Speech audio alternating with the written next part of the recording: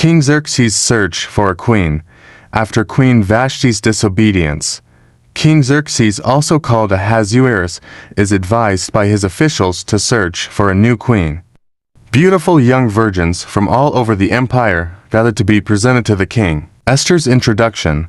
Among the young women is Esther, a Jewish orphan raised by her cousin Mordecai.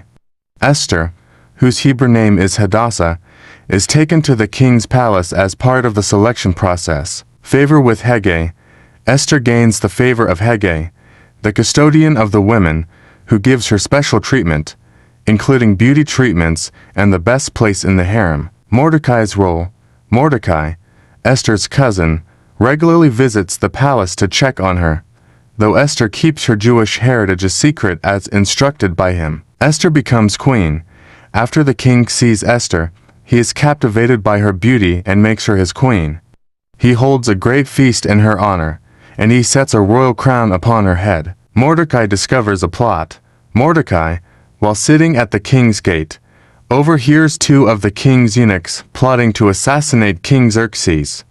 He tells Esther, who informs the king, and the plot is foiled. Esther 2. After these things, when the wrath of King Ahasuerus was appeased, he remembered Vashti, and what she had done, and what was decreed against her. Then said the king's servants that ministered unto him, Let there be fair young virgins sought for the king, and let the king appoint officers in all the provinces of his kingdom, that they may gather together all the fair young virgins unto Shushan the palace, to the house of the women, unto the custody of Hegai, the king's chamberlain, keeper of the women, and let their things for purification be given them, and let the maiden, which pleaseth the king, be queen instead of Vashti.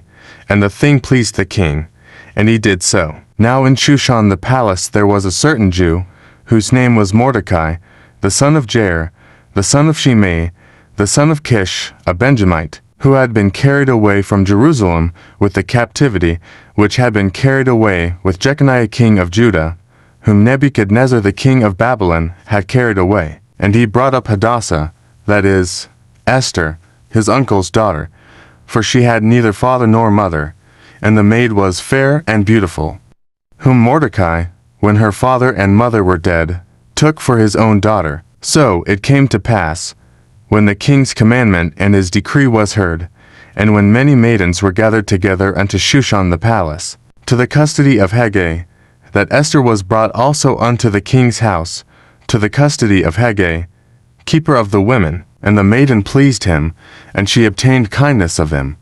And he speedily gave her things for purification, with such things as belonged to her, and 7 maidens, which were meet to be given her, out of the king's house, and he preferred her and her maids unto the best place of the house of the women. Esther had not showed her people, nor her kindred, for Mordecai had charged her that she should not show it. And Mordecai walked every day before the court of the women's house, to know how Esther did, and what should become of her. Now when every maid's turn was come to go into King Ahasuerus, after that she had been 12 months, according to the manner of the women, for so were the days of their purifications accomplished, to wit, 6 months with olive myrrh, and 6 months with sweet odors, and with other things for the purify of the women. Then thus came every maiden unto the king.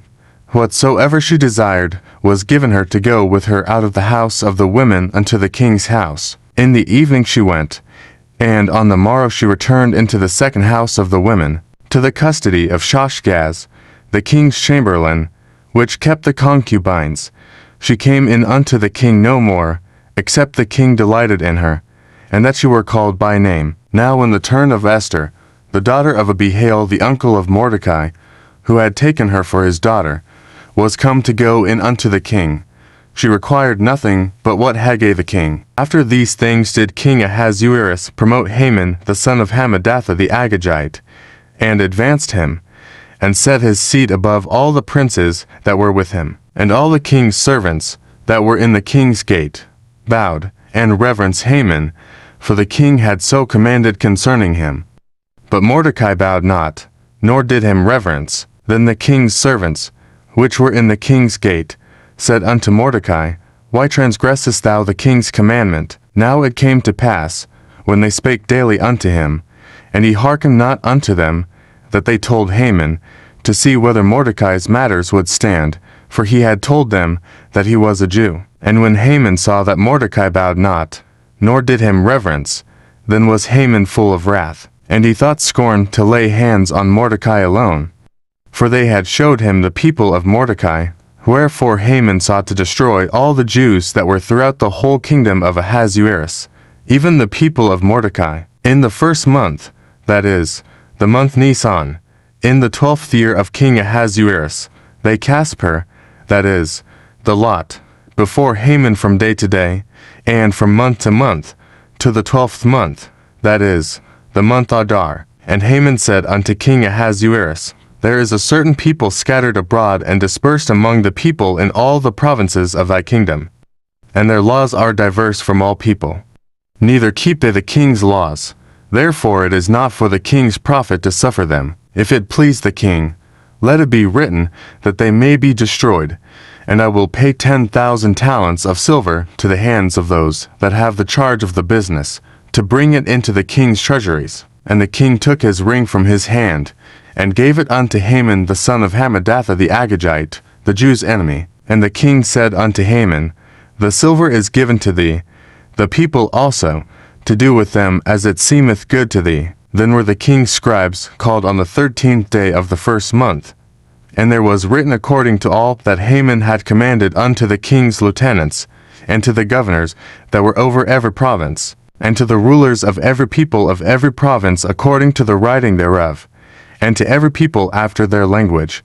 In the name of King Ahasuerus was it written, and sealed with the king's ring. And the letters were sent by posts into all the king's provinces, to destroy, to kill, and to cause to perish, all Jews, both young and old, little children and women, in one day, even upon the 13th day of the 12th month, which is the month Adar, and to take the spoil of them for a prey. The copy of the writing for a commandment to be given in every province was published unto all people, that they should be ready against that day.